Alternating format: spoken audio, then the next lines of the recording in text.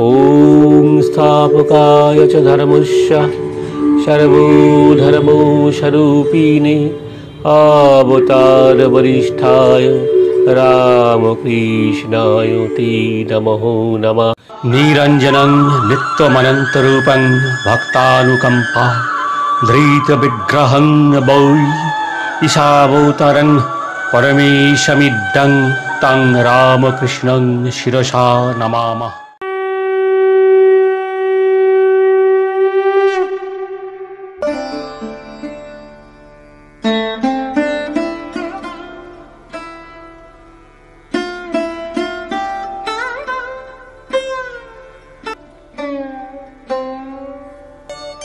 অন্তরঙ্গে বসু বলরাম মন্দিরে বেলা ৩টা অনেকক্ষণ বাজিয়াছে।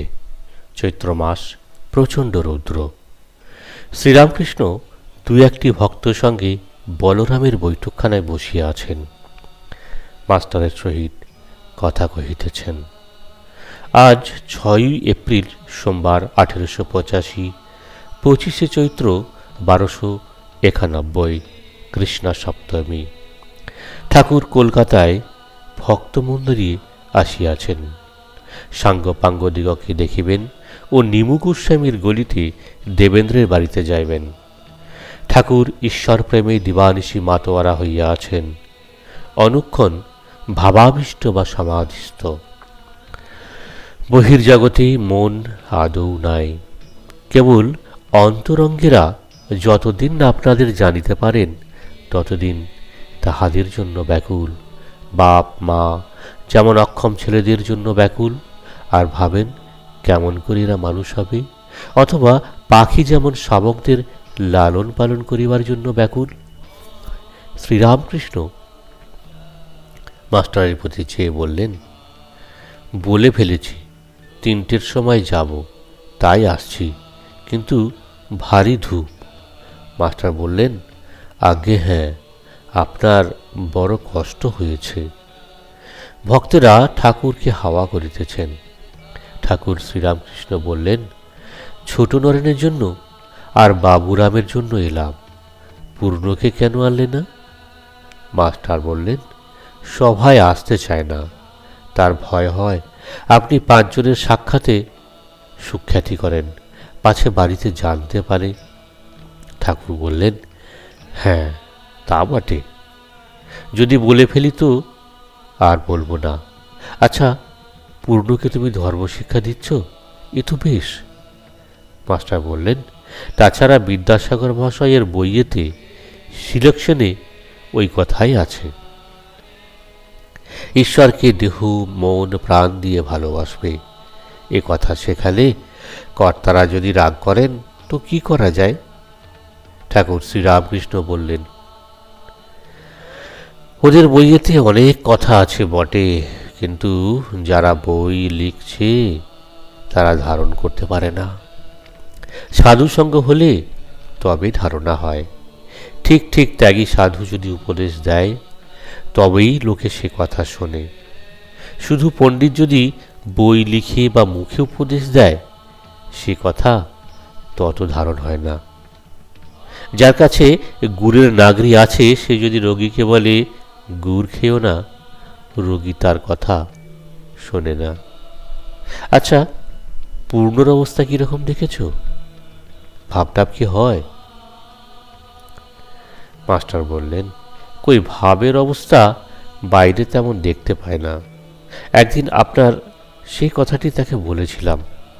ঠাকুর জিজ্ঞেস করলেন, কি কথাটি? মাস্টার বললেন, সেই যে আপনি বলেছিলেন সামান্য আধার হলে ভাব সম্বরণ করতে পারে না, বড় আধার হলে ভিতরে খুব ভাব হয়, কিন্তু বাহিরে প্রকাশ থাকে না। যেমন বলেছিলেন, সায়ের দিঘিতে হাতি নামলে টের পাওয়া যায় না, কিন্তু ডোবাতে নামলে তোল পার হয়ে যায়, আর পাড়ের উপর জল উপচে পড়ে। ঠাকুর শ্রীরামকৃষ্ণ বললেন, বাহিরে ভাব তার তো হবে না, তার আকার আলাদা, আর আর সব লক্ষণ ভালো। কি বলো? মাস্টার বললেন, চোখ দুটি বেশ উজ্জ্বল, যেন ঢিলে বেরিয়ে আসছে। ঠাকুর বললেন, চোখ দুটো শুধু উজ্জ্বল হলে হয় না, তবে ঈশ্বরীয় চোখ আলাদা। আচ্ছা, তাকে জিজ্ঞাসা করেছিলে তারপর ঠাকুরের সহিত দেখার পর কিরকম হয়েছে? মাস্টার বললেন, আগে হ্যাঁ, কথা হয়েছিল। সে 4-5 দিন ধরে বলছে ঈশ্বর চিন্তা করতে গেলে আর তাঁর নাম করতে গেলে চোখ দিয়ে জল, রোমাঞ্চ এইসব হয়। শ্রীরামকৃষ্ণ বললেন, তবে আর কি? ঠাকুর ও মাস্টার চুপ করিয়া আছেন। কিয়ৎক্ষণ পরে মাস্টার কথা কহিতেছেন, বলিতেছেন সে দাঁড়িয়ে আছে। শ্রীরামকৃষ্ণ বললেন, কি? মাস্টার বললেন, পূর্ণ তার বাড়ির দরজার কাছে বোধহয় দাঁড়িয়ে আছে। আমরা কেউ গেলে দৌড়ে আসবে, এসে আমাদের নমস্কার করে যাবে। ঠাকুর বললেন, আহা আহা। ঠাকুর তাকিয়ায় হেলান দিয়া বিশ্রাম করিতেছেন। মাস্টারের সঙ্গে একটি দ্বাদশবর্ষীয় বালক আসিয়াছে। মাস্টারের স্কুলে পড়ে, নাম ক্ষীরদ। মাস্টার বলিতেছেন, এই ছেলেটি বেশ, ঈশ্বরের কথায় খুব আনন্দ।